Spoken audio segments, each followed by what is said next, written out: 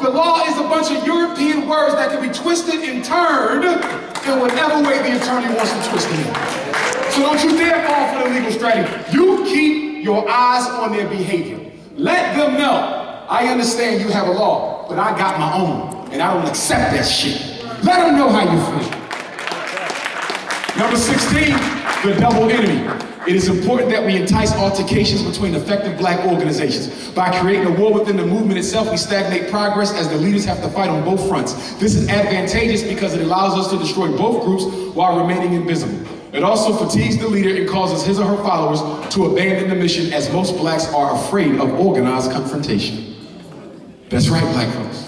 They like to do what? Get the organizations fighting. Get the Garveyites fighting with the Moors. Get the Moors fighting with the Hebrews. Get the Hebrews fighting with the nation of Guys and Earths. Get the Guys and Earths fighting with the Nuwapians. Get them fighting with the Sunni Muslims. Get them fighting with the Baptists. And while we fighting each other, who's running away with the prize? Do you know that every war fought in Africa right now by black people against black people is financed by the International Monetary Fund, World Bank, and United States Aid Organization? That they go in and finance, here's a gang, and here's a gang, and they go to gold. Here's a gang, and they go to diamonds. Here's a gang, and they go to coltan. Here's the gang, here's the best water on earth. So we're gonna pay you and give you weapons and give you weapons, and you don't know that we financed him, because again, we don't communicate.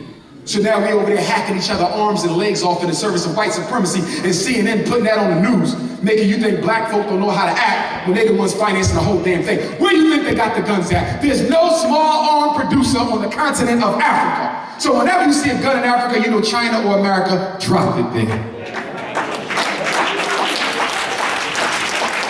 The tribal strategy. A united black front is our greatest threat. Therefore, we must highlight the differences that exist among the different groups of blacks to ensure that they never unify around a common agenda. Pre-existing petty differences must be intensified whenever an effective coalition appears to be in the making. They do a good job of this themselves, but we must make sure that it stays that way. There is no strategy more critical to white supremacy success than your collective self-hatred. From a psychological standpoint, I want you to stop making excuses for why you are at odds with a brother or sister. There's always a reason not to like some damn body. Are you following me? We keep on rationalizing our self-hate. Well, I did that because she rolled her eyes. I did that because he looked at my girlfriend's ass. I did that because of this. I did that. No, let me tell you why you did it. You did it because he's black and you hate what you see because you don't like what you are. Stop making up lies. Control. This is real important, black people. Never give them a street victory.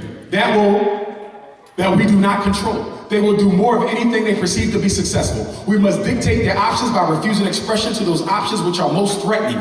Non-violent protests that do not disrupt the economic order are most favorable to our purpose. As the Negro's economic power is very strong, we must never allow economics to become a centerpiece of their movement.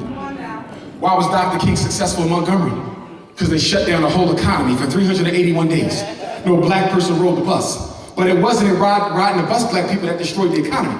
The fact that the bus wasn't riding mean white folks couldn't get to work.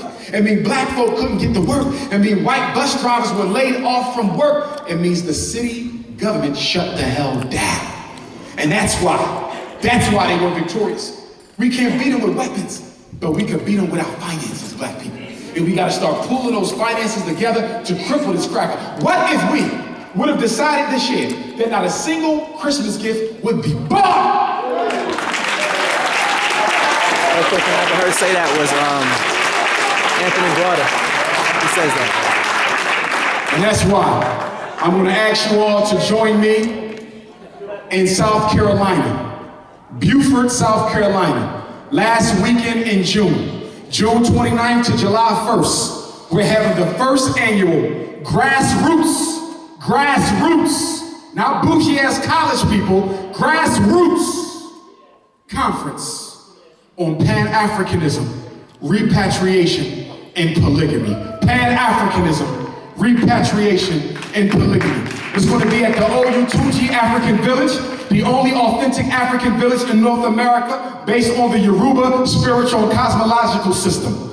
Mark your calendars, brothers and sisters. Visit my webpage for updates, drumarjohnson.com, DRUMARJOHNSON, drumarjohnson.com. On Twitter, Dr. Umar Ifatunde, Ifatunde. Ifatunde is my Yoruba name. It means an Ifa priest has been reborn. Also, my Facebook fan page is Dr. Umar Ifatunde. I want to see you in Beaufort. And you know that more than 75% of the Africans brought to America were brought from Charleston, South Carolina.